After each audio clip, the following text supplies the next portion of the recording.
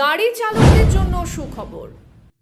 বড় সিদ্ধান্ত রাজ্য সরকার। গাড়ি চালকদের বকেয়া কর দিতে উৎসাহী করতে জরিমানা মকুবের সিদ্ধান্ত নিয়েছে রাজ্য সরকার।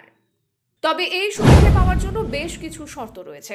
সাধারণ মানুষের কাছে এই বার্তা পৌঁছে দিতে এদিন মালদহ জেলা প্রশাসনিক ভবন থেকে একটি ট্যাবলোর সূচনা করা হয়। উপস্থিত ছিলেন জেলাশাসক নিতিন সিংহানিয়া, অতিরিক্ত জেলাশাসক পীযূষ সালুঙ্ঘে সহ অন্যান্যরা। জেলাশাসক জানান, রাজ্য সরকারের তরফে গাড়ির কর দেওয়ার জন্য বিশেষ সুবিধে দেওয়া হচ্ছে।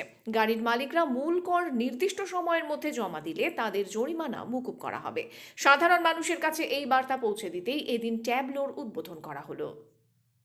আমাদের ক্যাবিনেটে মাননীয় মুখ্যমন্ত্রী অনুমোদন দিয়েছেন ট্যাক্স রিভার স্কিম, যেখানে বিভিন্ন যে গাড়িগুলো আছে আমাদের চলে তার মধ্যে পেনাল্টি ওয়েভার দেওয়া হচ্ছে এবং আরও ওয়েভার্স আছে।